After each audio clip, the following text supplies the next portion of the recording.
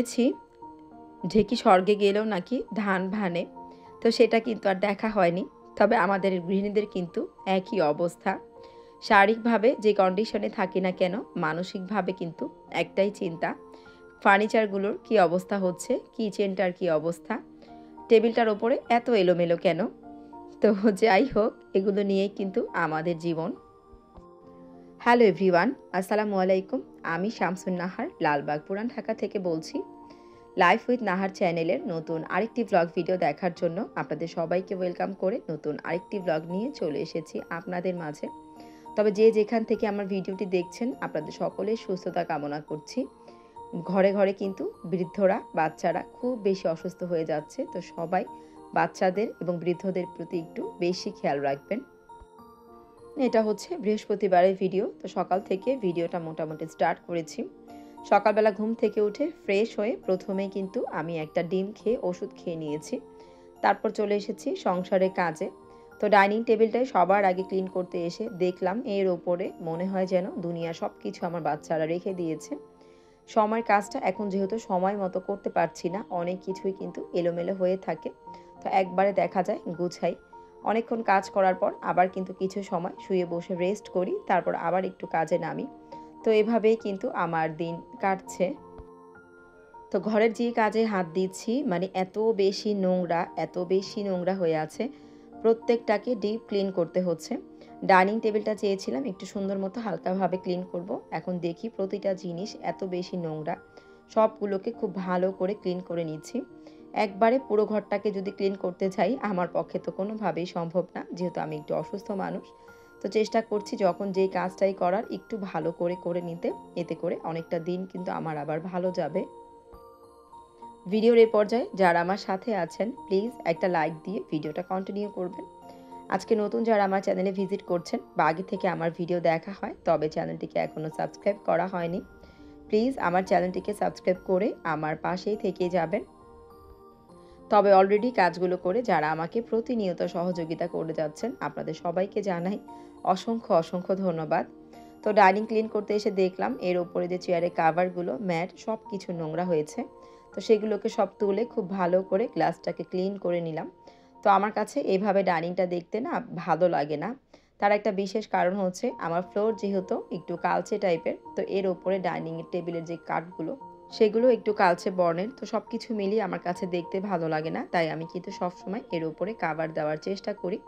তো আমার কাছে যেহেতু একটা কাভার ছিল, এই জন্য আমি কিন্তু এটাকে আর অন্য কোনোটাকে আজকে আর বিছাতে পারলাম না। এটাকে ক্লিন করে আগামীকালকে হয়তো বা এটা আবার লাগিয়ে দিব। তো খুব ইচ্ছে ছিল ওটিতে যাওয়ার আগে ডাইনিং টেবিলের লুকটাকে চেঞ্জ করতে। তো ওটিতে যাওয়ার বেশ কিছুদিন আগে থেকে মানসিকভাবে আমি একটু ভেঙে পড়েছিলাম। তো অনেক কাজ গুছিয়ে করতে যাওয়ার পরেও করতে পারিনি, যতটুকু পেরেছি করে তারপর ওটিতে গিয়েছি। যাক, আলহামদুলিল্লাহ, এখন তো সুস্থ হয়েছি। একটু একটু করে বাসাটাকে আবার মনের মতো করে গুছিয়ে নিব। তো যেহেতু এখন রুটি বানানো আমার পক্ষে সম্ভব না, তাই কিন্তু আজকে গোলা রুটি বানিয়েছি। তো এটাকে কিন্তু খুব ইজি প্রসেসে বানানো যায়। প্রসেসটা আজকে আপনাদের সাথে আর শেয়ার করলাম না। ইনশাল্লাহ পরবর্তী কোনো এক সময় শেয়ার করব। যারা রুটি বেলে খেতে কষ্ট হয়, আর বিশেষ করে যারা একটু নরম রুটি পছন্দ করে, তাদের জন্য আমার কাছে মনে হয় এভাবে রুটি বানানোটা খুব বেশি সহজ হবে। তো সকালবেলা যখন নাস্তার ভিডিওটা করছিলাম, আমি কিন্তু খেয়াল করিনি মোবাইলের চার্জটা চলে গিয়েছে। তো যখন ডিমটা প্লেটে দিয়ে চাটাকে আমি প্লেটে রাখবো, সেই মুহূর্তে দেখলাম মোবাইলটা বন্ধ হয়ে গিয়েছে। তো পরে আর কি করা, মোবাইলটাকে চার্জে দিয়ে আমি কিন্তু অফ ক্যামেরা নাস্তা করে নিয়েছি। আমার রুম, ড্রয়িং রুম সব কিছু কিন্তু গুছিয়ে নিয়েছি। আর এখন চলে এসেছি রান্না বান্না করতে। শীতকালীন সবজি আমার কিন্তু অনেক বেশি পছন্দ। মানে শীতকালীন সবজি আসলে আমার ইচ্ছে করে মাছ মাংস বাদ দিয়ে প্রতিদিন শুধু সবজি দিয়ে রান্না করে খাবার খাই, এত বেশি ভালো লাগে। তো এদিকে ফুলকপি, সিম, আলু, টমেটো দিয়ে একটা ভেজিটেবল করছি। তো এটাকে কিন্তু খুব ইজিতে করছি। পেঁয়াজটা ভাজার পর এর মধ্যে আমি কিন্তু টমেটো দিয়েছি, তারপর ধুয়ে রাখা যে সবজিগুলো সেগুলো দিয়ে বেশ কিছুক্ষণ নেড়েচেড়ে রান্না করে নিয়েছি। আর এখন কিন্তু নামানোর 5 মিনিট আগে কিছুটা পরিমাণ ধনেপাতা কেটে দিচ্ছি, আর হচ্ছে একটু জিরা, টালা জিরার যে গুঁড়াটা সেটাকে দিয়ে আবার 2-4 মিনিট ভালো করে রান্না করে তারপর কিন্তু নামিয়ে নিব। আজকে যখন ভিডিওতে ভয়েস করতে বসেছি, মনটা অনেক বেশি ভালো। শারীরিকভাবে একটু কষ্ট হলেও আমার কিন্তু মানসিকভাবে মনটা ভালো থাকার কারণে ভয়েসটাও কিন্তু খুব বেশি ঝরঝরা মনে হচ্ছে। জানি না আপনাদের কাছে মনে হচ্ছে কিনা, তবে আমার কাছে ভয়েস করতে অনেক ভালো লাগছিল। ভালোবাসার একজন আপুর সাথে কথা বলা শেষ করে তারপর ভিডিওর ভয়েস করছি। তো মনটা তো ভালো থাকাটাই স্বাভাবিক, তাই না? আমি যখন ওটিতে ছিলাম মানে হসপিটালাইজড ছিলাম, তখন আমাদের সালমা আপু কিন্তু আমার অনেক খোঁজ খবর নিয়েছে। কোন আপুর কথা বলেছি ইতিমধ্যে সবাই কিন্তু বুঝে গিয়েছেন। Taste and tales with Salma চ্যানেলের সালমা আপু। আপুর কাছে যেহেতু আমার নাম্বারটা ছিল না, মেসেঞ্জারের মাধ্যমে আপু কিন্তু অনেক খোঁজ খবর নিয়েছে। তবে আমি কিন্তু ভুলে গিয়েছিলাম আপুর নাম্বারটা আমার কাছে ছিল। আপুর কাছে যেহেতু আমার প্রোডাক্ট গিয়েছে, তো তখন কিন্তু আপু নাম্বার দিয়েছিল। তো আজকে গতকালকে থেকে চিন্তা করছিলাম ফোন করব। তো সাহস করে আজকে ফোন দিয়েছি। আপুকে যখন ফোন দিয়েছি, আপু কিন্তু ঘুমিয়েছিল। তারপরেও যখন আপুকে শুধু সালাম দিয়ে আমি জিজ্ঞেস করলাম, "আপু কেমন আছো?" তখনই না আপু আমার কণ্ঠটা ধরে ফেলেছে। আমার এত বেশি ভালো লেগেছে। কতটুকু ভালোবাসার টান থাকলে, কতটুকু আপন মনে হলে আপু এত সহজেই আমাকে চিনতে পেরেছে। তো আলহামদুলিল্লাহ এত ভালো লাগছিল যে ভালো লাগার যে অনুভূতিটা আপনাদের কাছে হয়তোবা আমি ঠিকমতো প্রকাশ করতে পারব না। তো আপুর সাথে কিন্তু অনেকক্ষণ কথা হলো। তো সালমা আপুর ভিডিওর ভয়েসেই শুনতে পারি, বুঝতে পারি যে আপু খুব মিশুক একজন মানুষ।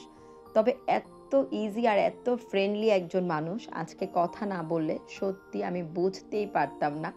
তো আপু তোমাকে অসংখ্য ধন্যবাদ। তুমি যে আমার সাথে এত ইজিলি, এত ফ্রেন্ডলি কথা বলেছ।